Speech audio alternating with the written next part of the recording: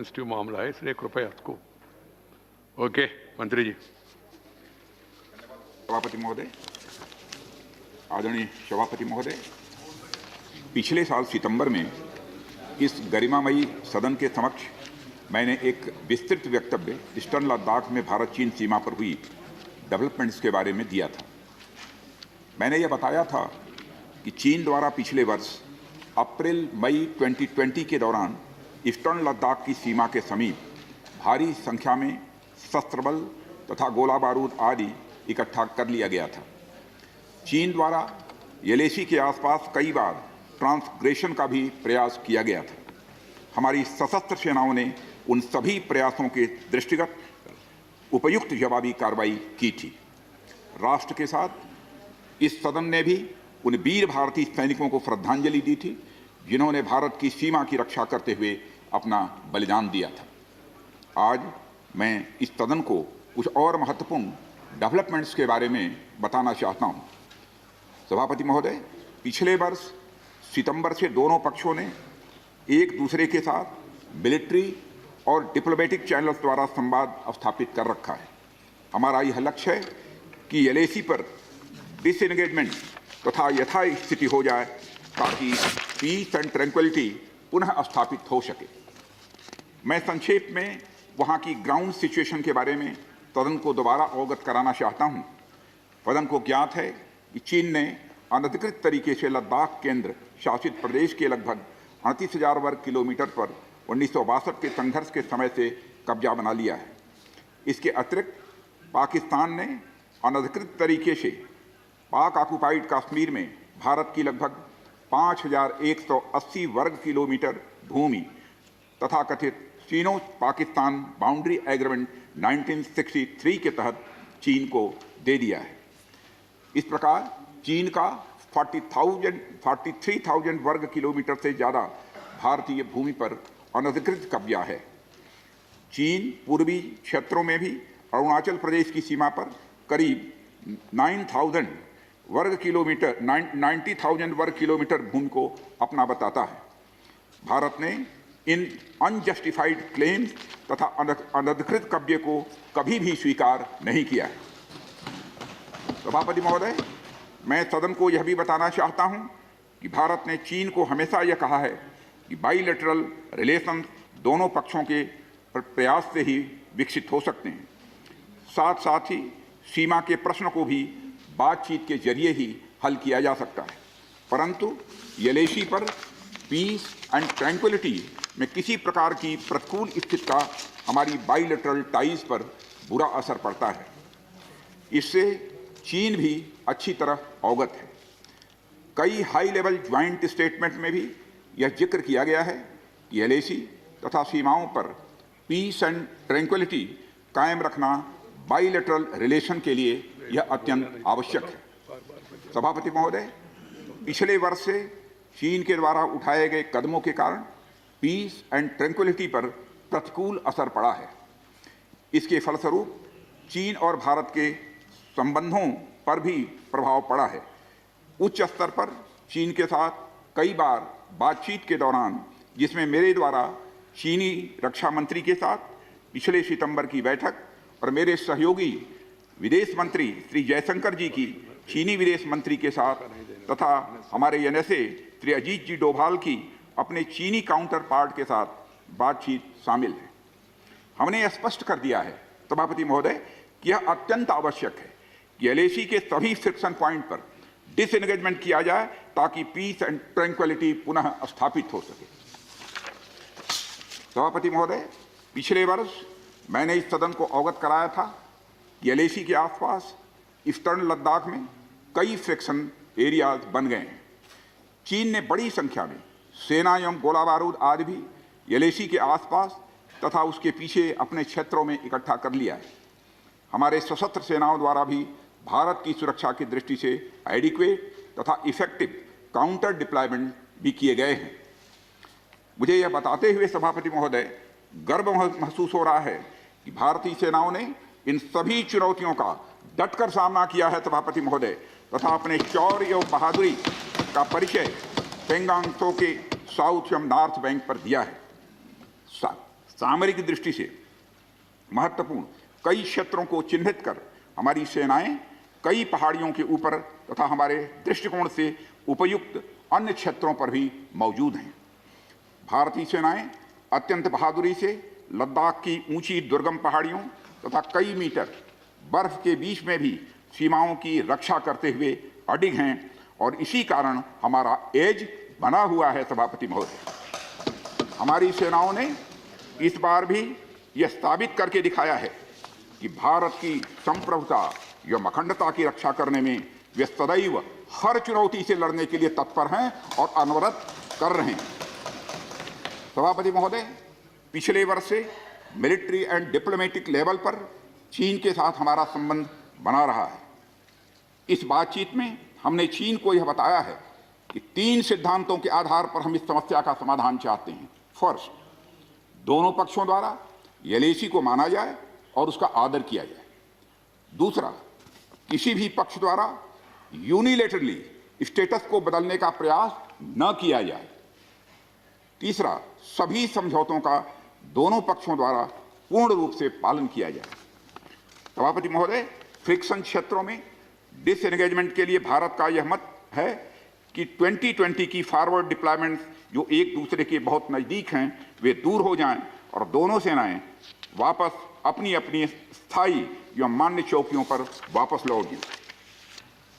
सभापति महोदय, बातचीत के लिए हमारी स्ट्रेटजी तथा अप्रोच माननीय प्रधानमंत्री जी के इस दिशा निर्देश पर आधारित है कि हम अपनी 1 इंच जमीन भी किसी और को नहीं लेने दें। हमारे दृढ़ संकल्प का ही यह फल है कि हम समझौते की स्थिति पर पहुंच गए हैं।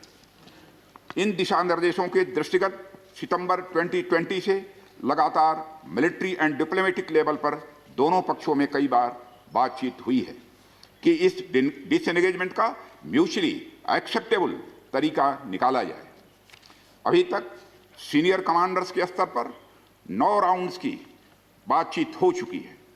राजनयिक स्तर पर भी WMCC यानी working mechanism for consultation and coordination of India China border affair के तहत भी बैठकें होती रही हैं। सभापति महोदय, मुझे सदन को यह बताते हुए खुशी हो रही है कि हमारे इस अप्रोच तथा सस्टेन्ड टॉक्स के फलस्वरूप चीन के साथ पैंगोंग लेक के नॉर्थ एवं साउथ बैंक पर डिसएंगेजमेंट का समझौता हो गया है। और इस बात पर भी सभापति महोदय इस बात पर भी सहमत हो गई है कि पैंगोंग लेक से पूर्व से पैंगोंग लेक से पूर्ण डिसएंगेजमेंट के 48 आवर्स के अंदर सीनियर कमांडर स्तर की बातचीत हो तथा बाकी बचे हुए मुद्दों पर भी हल निकाला जाए। सभापति महोदय, पैंगोंग लेक एरिया में चीन के साथ डिसएंगेजमेंट का जो समझौता हुआ है उसके अनुसार दोनों पक्ष फॉरवर्ड डिप्लॉयमेंट को phased, coordinated and verified manner में हटाएंगे। चीन अपनी सेना की टुकड़ियों को नॉर्थ बैंक में फिंगर 8 के पूरब की दिशा की तरफ रखेगा और इसी तरह भारत भी अपनी सेना की टुकड़ियों को फिंगर 3 के पास अपने permanent base Dhan Singh Thapa post पर रखेगा। इसी तरह की कार्रवाई साउथ बैंक एरिया में भी दोनों पक्षों द्वारा की जाएगी। ये कदम आपसी समझौते के तहत बढ़ाए जाएंगे तथा जो भी निर्माण आदि दोनों पक्षों द्वारा अप्रैल 2020 से नॉर्थ एंड साउथ बैंक पर किया गया है उन्हें हटा दिया जाएगा और पुरानी स्थिति कायम कर दी जाएगी। सभापति महोदय, यह भी तय हुआ है कि दोनों पक्ष नॉर्थ बैंक पर अपनी सेना की गतिविधियां जिसमें परंपरागत स्थानों की पेट्रोलिंग भी सम्मिलित है को अस्थायी रूप से स्थगित रखेंगे। पेट्रोलिंग तभी शुरू की जाएगी जब सेना एवं राजनयिक स्तर पर यानी डिप्लोमेटिक लेवल पर आगे बातचीत करके समझौता बनेगा। इस समझौते पर कार्रवाई कल से नॉर्थ एंड साउथ बैंक पर प्रारंभ हो गई है। यह उम्मीद है इसके द्वारा पिछले साल के गतिरोध से पहले जैसी स्थिति बहाल हो जाएगी। सभापति महोदय, मैं इस सदन को आश्वस्त करना चाहता हूं कि इस बातचीत में हमने कुछ भी खोया नहीं है। सभापति महोदय, सदन को यह भी जानकारी देना चाहता हूं सदन को यह भी जानकारी देना चाहता हूं, अभी भी यलेची पर डिप्लॉयमेंट तथा पेट्रोलिंग के बारे में कुछ आउटस्टैंडिंग इशूज बचे हुए हैं। इन पर हमारा ध्यान आगे की बातचीत में रहेगा। दोनों पक्ष इस बात पर सहमत हैं कि बाइलेटरल एग्रीमेंट्स तथा प्रोटोकॉल के तहत पूर्ण डिसएंगेजमेंट जल्द से जल्द कर लिया जाए। अब तक की बातचीत के बाद चीन भी देश की संप्रभुता की रक्षा के हमारे संकल्प से पूरी तरह और अच्छी तरह अवगत है। हमारी यह भी अपेक्षा है कि चीन द्वारा हमारे साथ मिलकर बचे हुए मुद्दों को हल करने का पूरी गंभीरता के साथ प्रयास किया जाएगा। सभापति महोदय, मैं इस सदन से आग्रह करना चाहता हूं कि मेरे साथ संपूर्ण सदन हमारी आर्म्ड फोर्सेस की इस विषम एवं भीषण बर्फबारी की परिस्थितियों में भी शौर्य और वीरता के प्रदर्शन की भूरी भूरी प्रशंसा करे। और सभापति महोदय, मैं ये कहना चाहता हूं कि जिन शहीदों के शौर्य और पराक्रम की नींव पर यह डिसएंगेजमेंट आधारित है, उन्हें देश सदैव याद रखेगा। सभापति महोदय, मैं इस बात से भी पूरी तरह से आश्वस्त हूं कि यह पूरा सदन, चाहे कोई किसी भी दल का क्यों न हो, देश की संप्रभुता, एकता और अखंडता और सुरक्षा के प्रश्न पर एक साथ खड़ा है और एक स्वर से समर्थन करता है कि यह संदेश केवल भारत की सीमा तक ही सीमित नहीं रहेगा, बल्कि पूरे विश्व को जाएगा। सभापति महोदय, यह बात मैं विश्वास के साथ कह सकता हूं। धन्यवाद सभापति महोदय। जय हिंद। धन्यवाद। Thank you, Defense Minister. We will be going to discuss budget. Mr. Subhash Chandra Bose was on speaking, and now we will continue. And it has been decided today in the BAC meeting that, no, please, this is an issue of national unity and integrity and security and safety of the country that does not have any this thing. So, please. No. ठीक है, pause को। अच्छा, thank you. Please. Right now, that is your thing. But please, no, this is a matter of national unity, safety and security. Discussions are going on, please.